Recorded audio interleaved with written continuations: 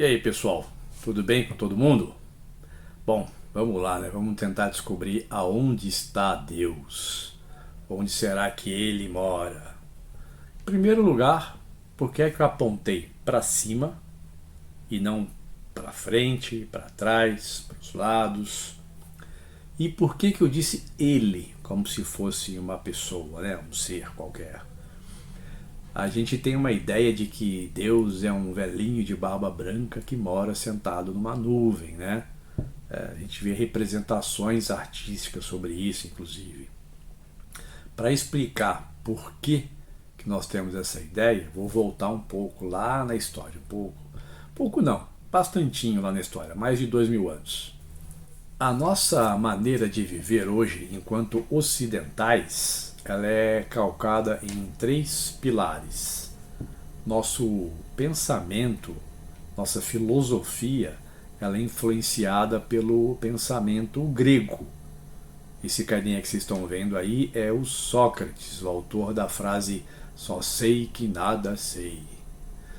Depois nós temos o nosso segundo pilar, que é a maneira como nós nos organizamos socialmente, militarmente, politicamente.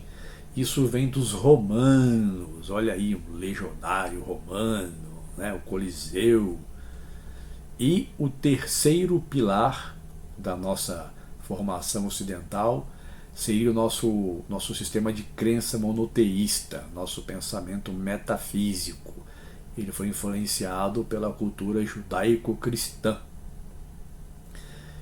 E quem foi o responsável por juntar tudo isso num balaio só?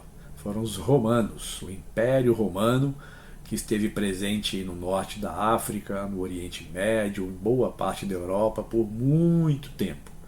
Então esses caras juntaram tudo, absorveram esse monte de conhecimento, esparramaram pela Europa e a gente hoje vive assim, muito graças a eles. Foi durante o Império Romano, inclusive, que surgiu o cristianismo enquanto religião. A Igreja Católica Apostólica Romana tem esse nome, não é à toa. Dito isso, a maneira de ver Deus como nós vemos hoje, ela foi influenciada por esses pilares que eu acabei de citar. Só que, com o passar do tempo, nós somos tendo acesso a outras formas de religião, a outras culturas, a outras filosofias, como por exemplo a oriental, a africana, aqui no Brasil muito forte através das religiões chamadas religiões afro, né, o candomblé, a umbanda e por aí vai. E essas novas visões de mundo a respeito do Criador de Deus foram fazendo com que nós tivéssemos uma ideia mais aberta sobre o tema. Um outro fato interessante histórico que aconteceu foi a descoberta dos evangelhos apócrifos, aqueles que não foram incluídos na Bíblia.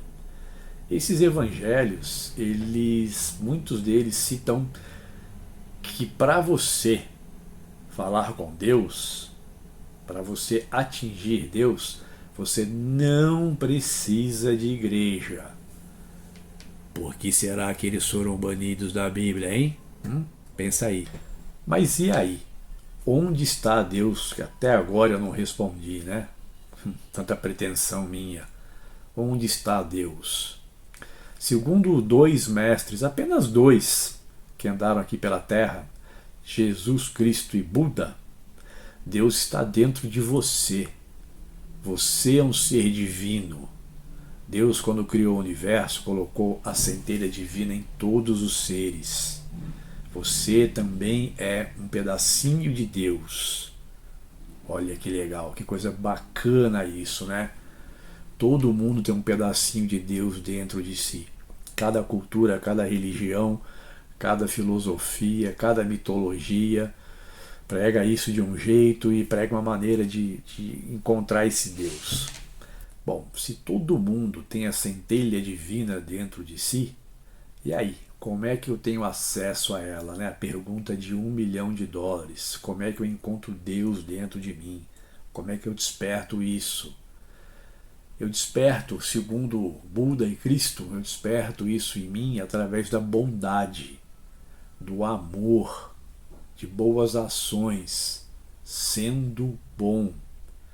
E quando você consegue despertar essa centelha divina, quando você consegue extrapolar a caixinha invólucro que nós vivemos, aí você pode atingir o estado que uns chamam de nirvana, outros de moksha, outros de paraíso, outros de céu.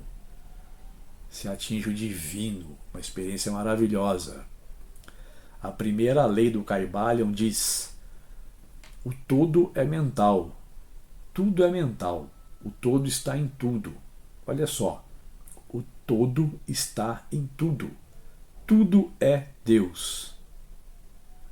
Tudo é Deus. Deus, ele não é uma coisa só, ele não é um estado só. A nossa mente humana, ainda muito primitiva, ela sequer consegue arranhar o conceito divino de Deus, o conceito divino do Criador. É tão grande, é tão complexo que a gente não tem métrica, não dá para mensurar isso, entendeu? E é lindo, isso é lindo, é maravilhoso pensar que tudo, que todos os seres têm um pedacinho de Deus dentro dele quando o universo foi criado. Então você pode chamar isso de Deus, você pode chamar isso de força universal, você pode chamar isso de universo, você pode chamar isso de um poder mental superior. Né? A gente está falando da mesma coisa, a gente está falando do Criador. E os mestres que passaram por aqui deixaram grandes lições de como é que a gente consegue encontrar Deus. Deus está dentro da gente. Então, meus amigos, reflitam aí. Você quer ter uma vida melhor? Seja uma pessoa melhor. Entendeu? Deus está dentro de você também. Um abraço.